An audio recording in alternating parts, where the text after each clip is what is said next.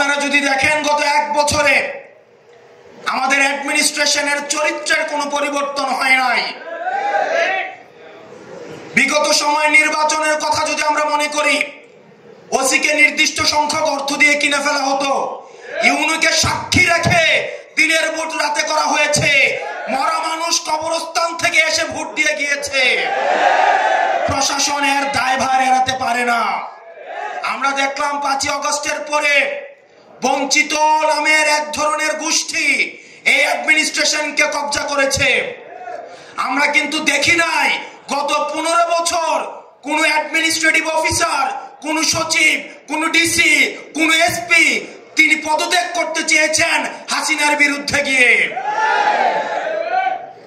প্রিয় যুব সমাজ, 5ই আগস্ট যদি না হতো তাহলে তাদের মধ্যে আবার দেখা যেত হাসিনার পক্ষে, হাসিনার উন্নয়ন কেন প্রয়োজন সেটির পক্ষে দিস্তায় দিস্তায় আবার রচনা লেখা হতো, কলাম লেখা হতো, টকশোতে আবার কথা বলা হতো।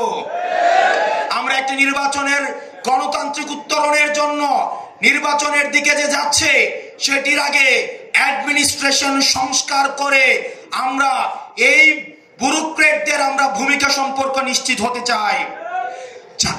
যারা আগের 3টা নির্বাচনের সাথে জড়িত তাদেরকে দৃষ্টান্তমূলক তাদের ব্যবস্থা নিতে হবে।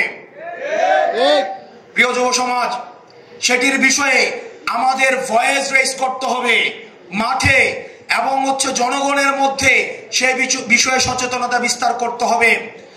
আর কোন প্রশাসন যেন হাসিনার সেবাদাস হিসেবে জনগণের বিপক্ষে গিয়ে ব্যালট যুদ্ধে ব্যালটকে বুলেটের সামনে রেখে জনগণের বিপক্ষে কাজে না লাগাতে পারে।